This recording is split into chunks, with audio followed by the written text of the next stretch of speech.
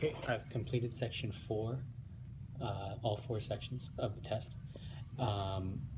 As I thought, the logic game section was the hardest.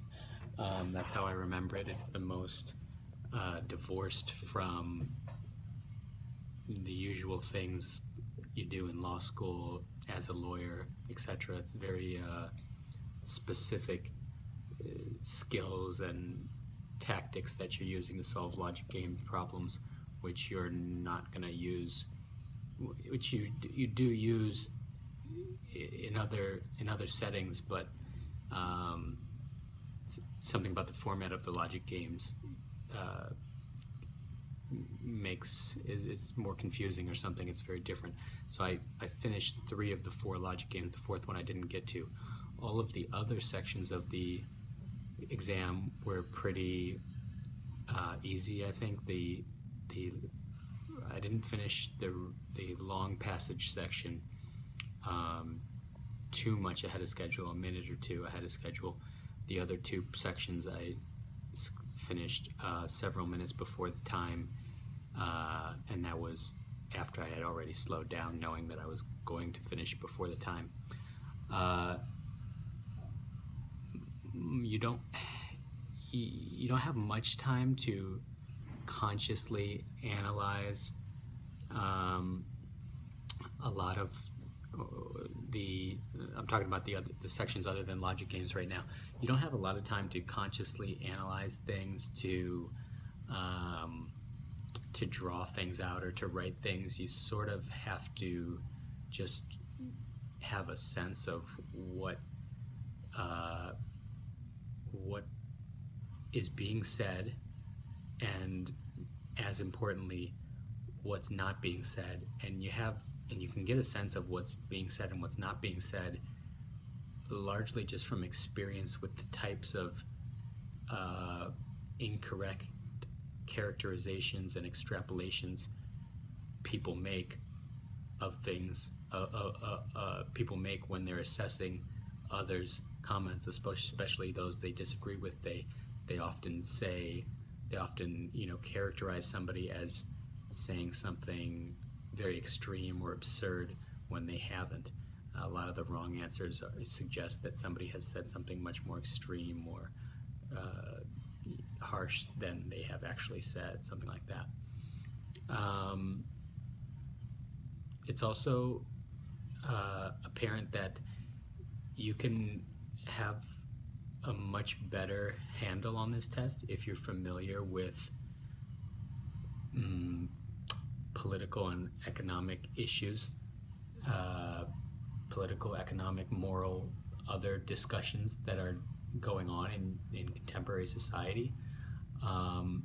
There were many issues and statements and stuff like that were drawn right from newspapers and academic journals and whatever.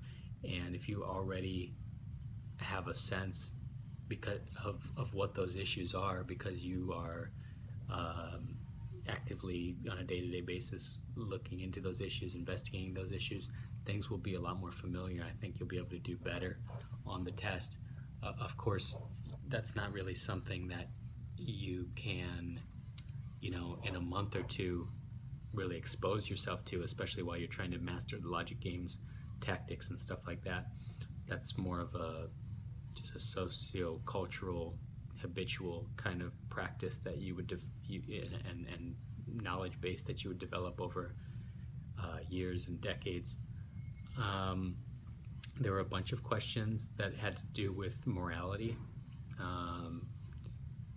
You would probably be well served to just know something about morality and the types of moral claims that people make and the types of moral arguments they have.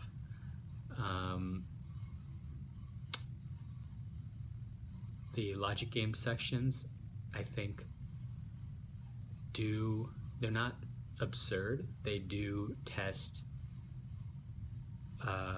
skills which are probably useful, which is why, having only done like 1 logic game the other day, 1 or 2, and none in the last 7 years or so, maybe more, I could still pretty much get all the logic games, I think, done correctly, and we'll see if that's true. But I couldn't get to the last problem because I just wasn't getting to the correct answer quickly enough, because I was not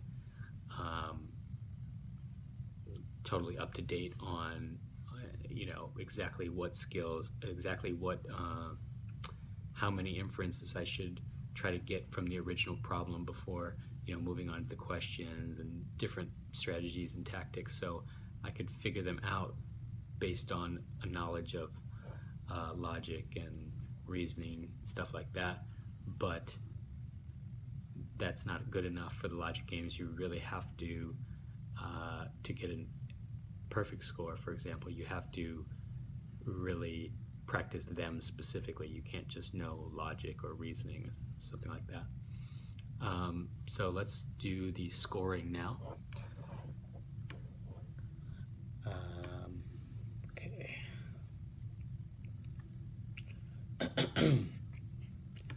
Answer key. Okay, for section 1, I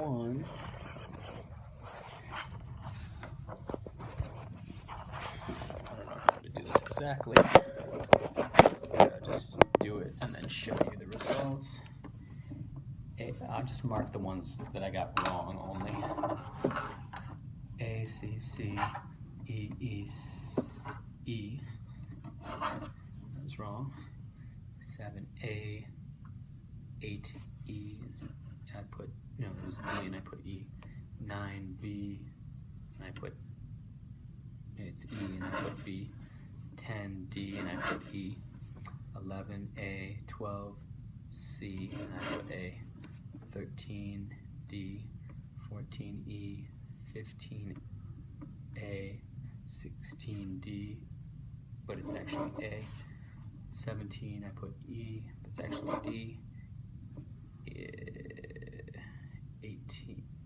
18 through 23 I didn't get to. So I put C for all of them, which would be, I got one right.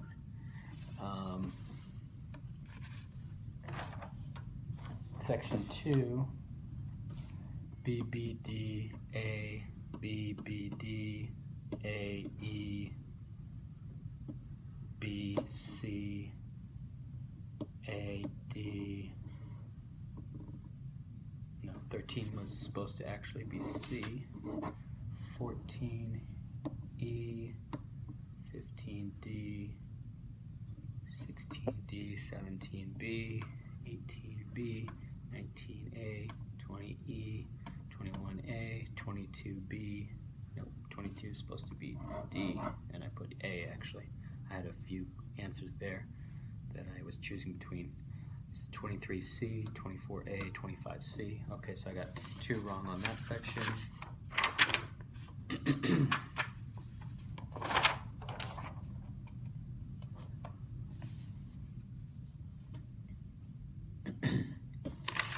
Okay, section 3, CAE, ECB,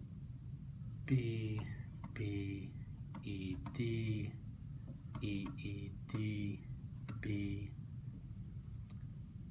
it's 13, CCB, BBA, CB, CDEA. Okay, none wrong on section 3. And section 4, E, C instead of D, A, E, D, B, A, C, B, D, C, E, A, E instead of A on 15, 16A, 17A, A instead of E, I put A. 18C, 19B, 20, I crossed out E and I put B, but the answer was actually E. 21D, 22D, 23A, 24B, 25 was D, but I put E, 26 E, 27 C. So on the reading comprehension, 5 wrong. On the 2 short response, short passage sections, total of 2 wrong on both, total for both sections. And then on the section 1, logic games, 1, 2, 3, 4, 5, 6, 7, 8, 9, 10, 11, 12, 12 wrong. So clearly that's the hardest one for somebody who just, generally, not generally, is more or less an expert in reading and English and logic and reasoning. But that's, so that's good enough for most sections, but not the logic games. And let's do the computing your score. Add together the number of questions you answered correctly in each section. Okay, so on the reading comprehension, that would be 27 minus 5 would be 22. Section 1, out of 23 questions, I got 12 wrong. So that would be 11 more that I got correct. Section 2 and 3 had 50 questions, and I got all of them but 2 right, so that would be 48.